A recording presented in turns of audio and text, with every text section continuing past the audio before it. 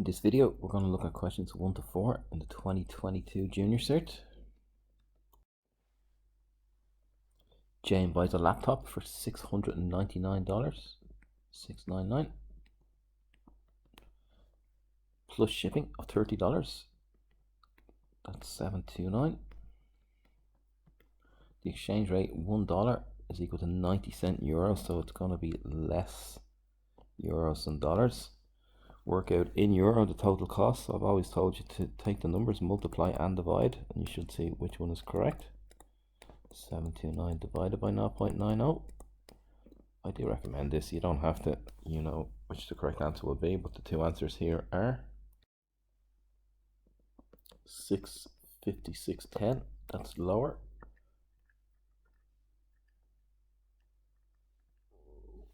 and 810 will be higher. So if we're changing dollars into euros, it's going to be 656.10 for the answer for the first one. So just put a box around and put a tick beside it. Jane has gross annual income of 56,000 euros. She pays income tax on her gross income. We know these questions, income tax 20% and 40%. The standard cutoff in this one is 44,300.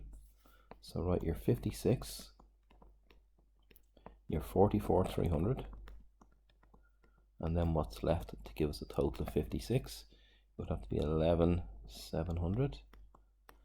So this one and this one at the lower rate of tax and the higher rate of tax. If you follow my way of doing them, you'll write them out like this each time. Put your two answers down. So the first one is giving me 8860. The second one 4680.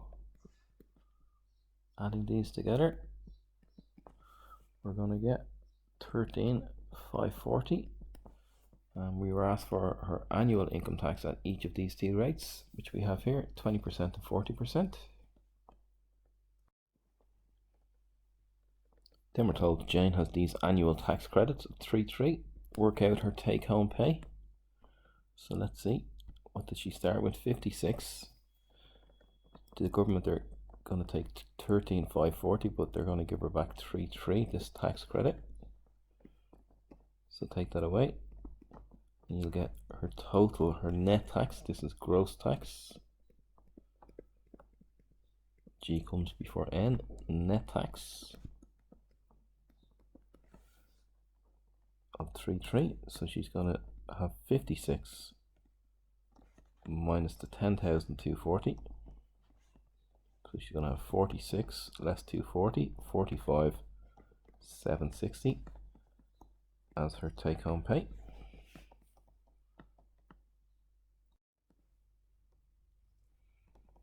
In question 2, we have Maeve's team playing a match and they can win, draw or lose.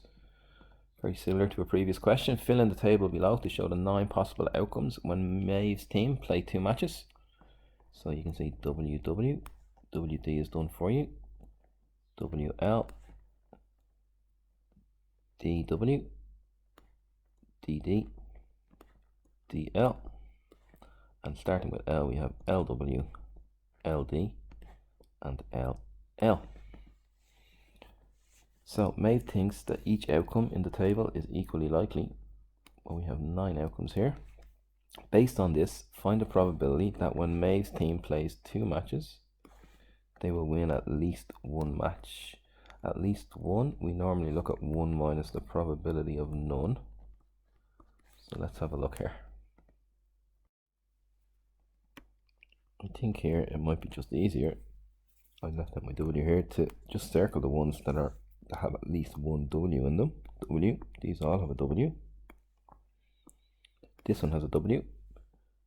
This one has a W, but the other 4 don't. So it looks like we have a 5/9 chance. Yeah, 5/9, there's 9 of winning at least 1 match. Maeve's team play 5 matches in a competition. Work out the total number of different possible outcomes for Maeve's team. Well, in each of these 5 matches, if we think about it like this, when we had 2 matches the last time, how many outcomes were there? was 3 for each match. There was 9 outcomes. So we're going to have a 3 for every match. So you can see it's going to be 3 to the power 5, which is 3 squared by 3 squared, 9 by 9, 81 by 3, which is 243 total outcomes.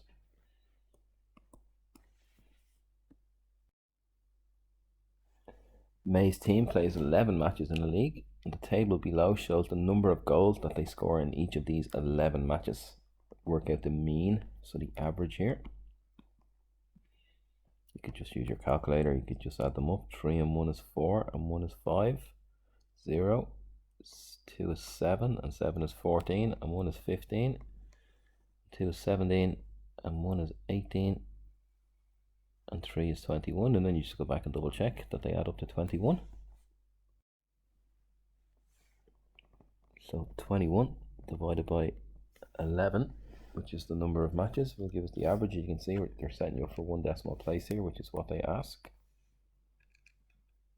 So take your time with it. They score on average 1.9 goals per match, correct to 1 decimal. And then we have a pie chart to summarize the data above, showing the proportion of their games in which they scored 0, 1, and so on. So what are the different proportions? Okay, let's look them up here before we look at the pie chart below. We get the angles. So in 11 matches, they scored 0 goals, 2, 1, 2, 2 out of 11. Do a little chart here. 0 goals is the fraction of a circle, will be 2 out of 11. We'll work out the angle now. 1 goal, 1, 2, 3, 4. I'm circling to make sure we use them all. So 1 goal, there's 4 out of 11, and 11 just to make it an arc where the kind of angles don't work out evenly. 2, we have 1, 2 of them, 2 goals, 2 out of 11. Continue down below. 3 goals we can see is going to also be 2, and then leaving 1 crazy match where they scored 7. So I'll just come down here, and we have 3 goals was 2 out of 11, and 7 goals was 1 out of 11. And just check your totals. 1 and 2 is 3, and 2 is 5. 4 is 9, and 2 is 11, so we're just checking. So how do we turn these into angles? Well, if you wanted half of 360, you'd multiply it by half, so 2 is 7, 2 is 11, so you just multiply by 360 for all of these, and we get the angle. So let's write these in. Multiply by 360, show the examiner what you're doing all the way down. You've already got the pie chart in front of you.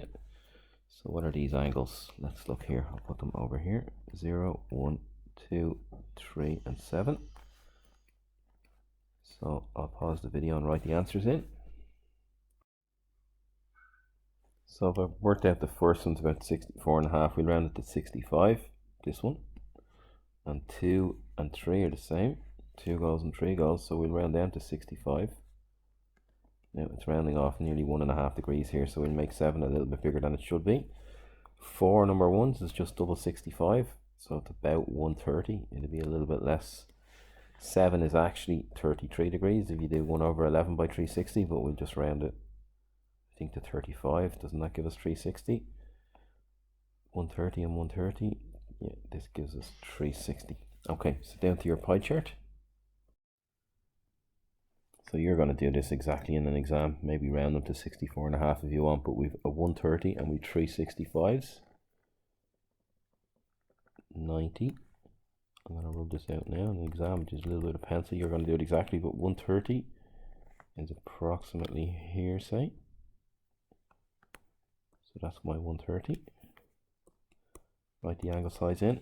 That would leave 50, making 65 just a tiny bit bigger. I have 3 of them. 1, and we're going to leave a small little one at the end, say. Maybe make that a tiny bit straighter. So dividing this one in 2 should give us 365s, approximately. And this one here what did we say it was in the end of it? 34, 35 degrees, a little bit smaller there. Maybe these two could be just adjusted slightly. Do it in pencil, rub them out, get it exactly right, easy marks, and then put in what they represent. 130 was 1 goal. That's really common.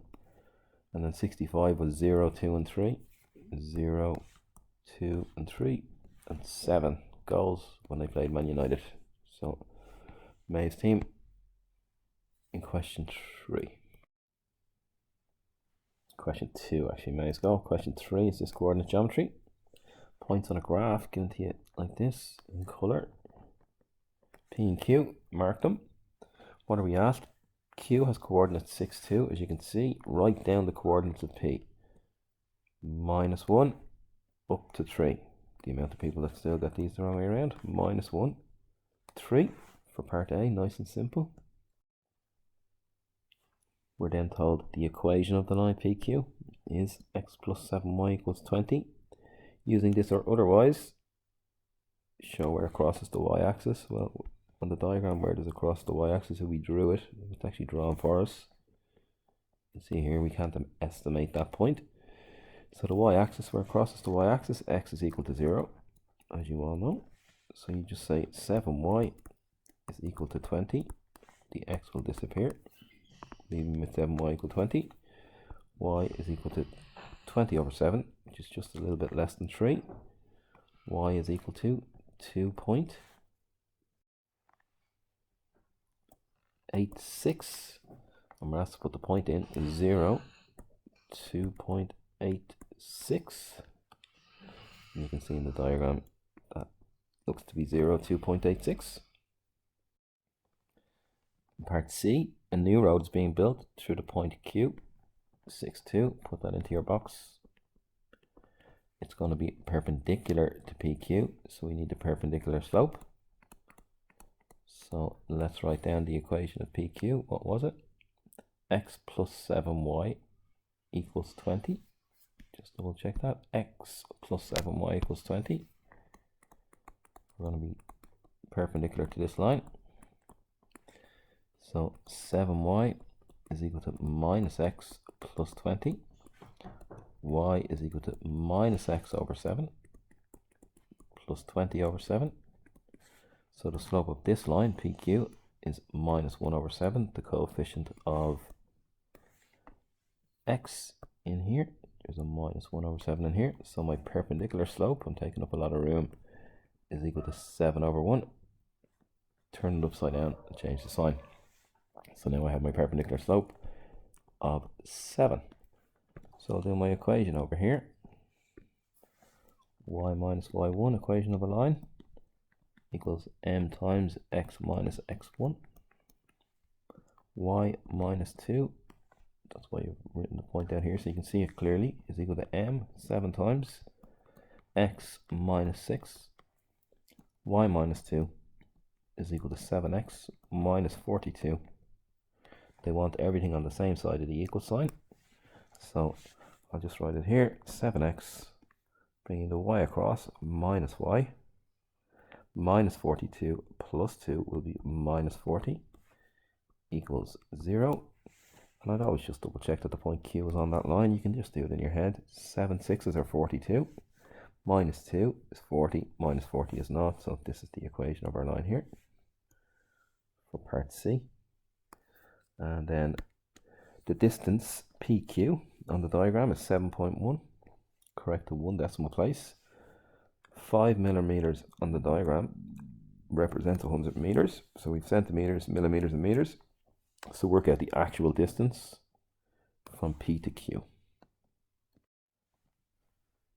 And our answer in kilometers. So we're going centimeters, millimeters, meters, kilometers. Okay, 7.1 centimeters in millimeters by 10 is equal to 71 millimeters. And each 5 millimeters is 100 meters. So how many 5s have we got in 17 divided by 5? That will give you 14.2. So we have 14.2 100 meter sections. So multiply that by 100, and that will give 1420 meters. And we want our answer in kilometers, 1.42 kilometers. Changing units always comes up. Question 4 then on this paper. Three triangles A, B, and C are shown. They're given lengths here. We've got 2 and 3.5 in this triangle. It looks like we've in terms of x here, and we've in terms of y squared over here. The perimeter is the length of the perimeter. So the perimeter of triangle A is 8, and we're given 2 of the sides. Work out the length of the third side. You may think, really? Well, that is really what the question is. 2 plus 3.5 is 5.5. 8 minus 5.5 is equal to 2.5 centimeters for the third side. So that's the first part. Then we're asked to write down the perimeter of triangle B in terms of x. So we just have 2x. We can do it here off to the side so we can see it. 3 plus 2x plus 2x plus 1. You would need to simplify these terms. So you're going to get 4x plus 4 for the perimeter of B. The perimeter of triangle B is 24. Work out this to find x equals 24. 4x then would be equal to 20. So x will be equal to 20 over 4, or write 5 if you're super confident. 5 centimeters.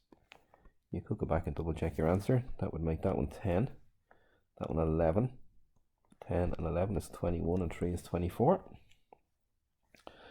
And then dealing with triangle C, we have the perimeters form a linear sequence, and C has the largest. Perimeter of triangle C is k centimeters. K is a natural number. Find k. Okay, let's look at the values that we have so far. 24 for B, 8 for A, and they're linear. So 8, 24, so that's a jump of 16. So another jump of 16 would get me to 40. And then hence work out the value of y. So we're asked to find the perimeter. So we've got the perimeter, 40 centimeters. And then the value of y, these all add up to 40. Have we got a quadratic equation here? We do. If we look at C, we have y squared plus 3 plus 5 equals 40. 2y squared plus 8 equals 40. I know you want to write 32 at that point. You can if you want, just be careful. You're going to get y squared is equal to 16. Obviously, you don't need the negative y here. Y will just be equal to 4. Let's double check. 16. 16 and 3, 19. 19 and 16 is 35, and 5 is 40. So we can see that we've got that correct as well.